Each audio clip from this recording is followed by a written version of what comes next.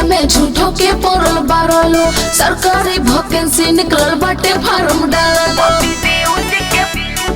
ए बाबू प्राइवेट माल के फेरा में झूठो के पड़ल बारलो, सरकारी वैकेंसी निकलल बाटे फार्म डाललो। अरे कौना पद के सीटे मैडम बाटे जो भी खाली, गर्लफ्रेंड बन बुआ की सीधे बन बुखर वाली। पति देव जी के पद अभी खाली बा, फार्म भरलो भतार के बहाली बा। पति देव जी के पद अभी खाली बा।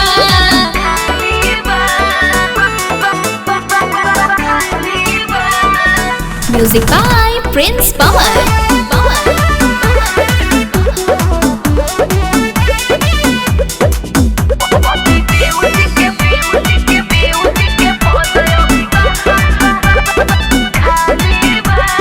कितना मिलिए में सैलरी है, बोल न रे भोकबेलरी।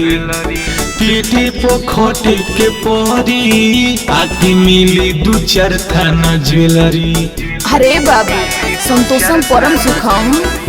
ए बाबू तोहरे इनाम में सारा धन हो जाए, जल्दी तोहरो रिजल्ट ये वन हो जाए।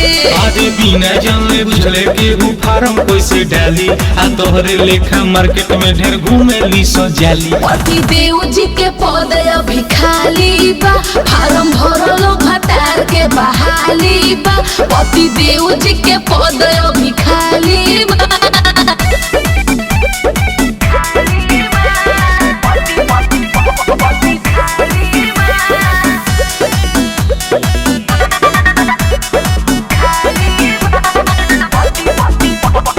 का बाटे तोहर चुआइस है, बोले न अपन फरमाइश।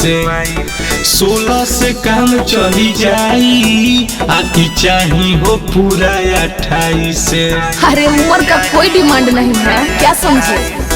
लड़का शांत सुशील हमरा संत चाही हो, प्रिंस पवन जी के लेखा है लंठ चाही हो। अरे पास कली 20 साल परीक्षा हटे उ बाबाली, तारा के ट्विंकल सुनाई हो कौवाली। पति देव जी के पद अभी खाली बा, फार्म भरलो भतार के बहाली बा। पति देव जी के पद अभी खाली बा।